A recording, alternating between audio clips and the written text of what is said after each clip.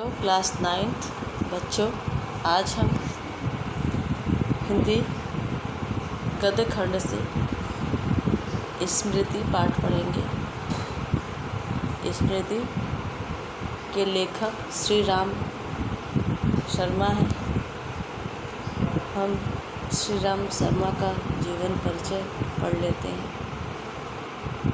श्री राम शर्मा का जन्म वर्तमान फिरोजाबाद जिले के कीरथरा मक्खनपुर के पास नामक गांव में 23 मार्च 1892 को हुआ था।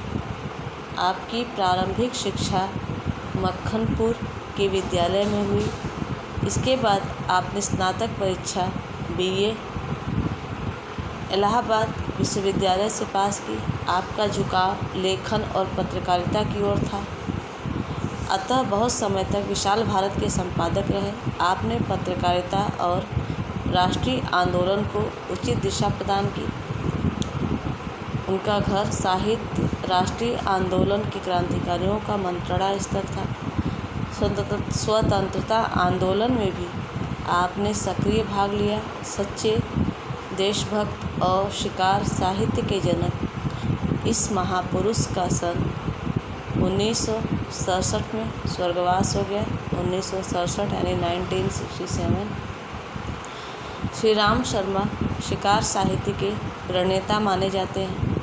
आपने शिकार साहित्य के साथ ही कहानी, रेखाचित्र, संस्मरण लिखकर हिंदी गद्य साहित्य की श्रीवृद्धि की।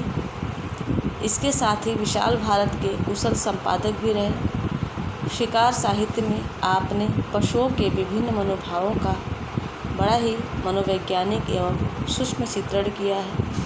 संस्मरण, रेखाचित्र एवं कहानियों के साथ साथ आपने बड़े ही विचार उत्तेजक लेख लिखे हैं।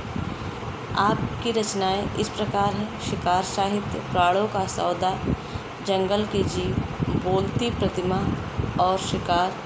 इन सभी रचनाओं में शिकार का रोमांचकारी वर्णन किया गया है। इसके साथ ही पशुओं के मनोविज्ञान का भी सम्यक परिचय मिलता है। संस्मरण साहित्य, सेवाग्राम की डायरी, सन 42 के संस्मरण। इनमें लेखक ने तत्कालीन समाज की झांकी बड़े ही रोचक ढंग से प्रस्तुत की है। जीवनी, गंगा मैया एवं नेताजी। इसके अतिरिक्त विभिन्न पत्र पत्रिकाओं में छपने वाले फुटकर लेख भी आपकी साहित्य साधना के ही अंग हैं। पंडित श्री राम शर्मा द्वारा रचित लेख स्मृति एक संस्मरणात्मक लेख है जो साहसिक एवं शिकार कथा पर आधारित है। यह पंडित श्री राम शर्मा द्वारा लिखित शिकार नामक पुस्तक से संकलित है, जिसमें लेखक ने अपने बचपन की रोमांचकारी घटना का वर्णन किया है। सन 1908 में दिसंबर या जनवरी के महीने में शाम के 3:30 या 4 बजे जब लेखक अपने छोटे भाई के साथ झरबेरी से बेर तोड़कर खा रहा था, उनके बड़े भाई लेखक के बड़े भाई ने उन्हें बुलवाया। लेखक पिटाई के भय से डर गया, परंतु भाई साहब ने लेखक को मक्खनपुर डाकखाने में पत्र डालने के लिए दिए, जो बहुत आवश्यक थे। लेखक अपने छोटे भाई के साथ अपने डंडे लेकर वहाँ के लिए चल दिए। लेखक ने पत्रों को अपनी टोपी में रख लिया, क्योंकि उनके कुर्ते में जेबें नहीं थी। मार्ग में दोनों भाई उस कुएं के पास पहुँचे जो कच्चा था, जिसमें एक अति भयंकर काला सर्प था। प्रतिदिन लेखक और उसके मित्र कुएं में ढेला फेंककर सांप की क्रोधपूर्ण फुसकार पर कहकहे लगाते थे। आज भी लेखक के मन में सांप की फुसकार सुनने की इच्छा जागृत हुई। लेखक ने एक ढेला उठाया और एक हाथ से टोपी उतारकर कुएं में गिरा दिया। लेखक के हाथ में टोपी लेते ही तीनों चिट्ठियां जो टोपी में रखी थी चक्कर काटते हुए कुएं में गिर गई।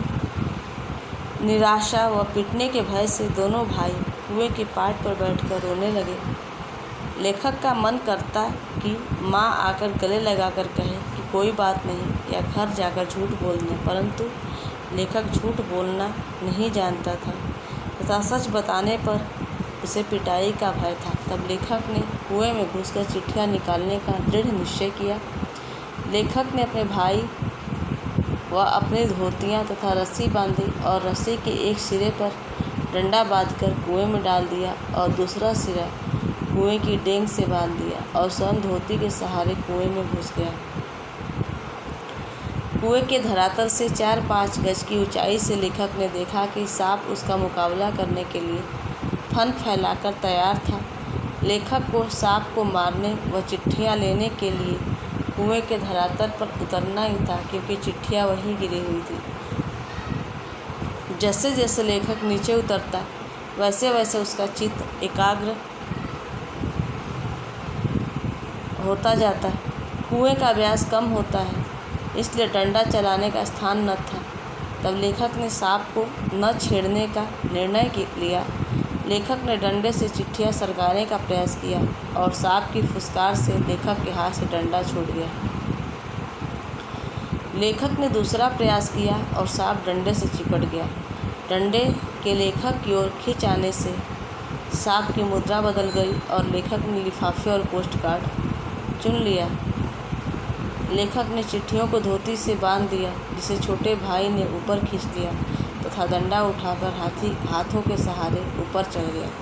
ऊपर आकर वह थोड़ी देर पड़ा रहा तथा किशनपुर के जिस लड़के ने उसे ऊपर चढ़ते देखा था उसे कहा कि इस घटना के बारे में न कहे। सन 1915 में मैट्रिकुलेशन उत्तीर्ण करने के बाद लेखक ने यह घटना अपनी माँ को बताई और माँ ने लेखक को अपनी गोद में छुपा लिया।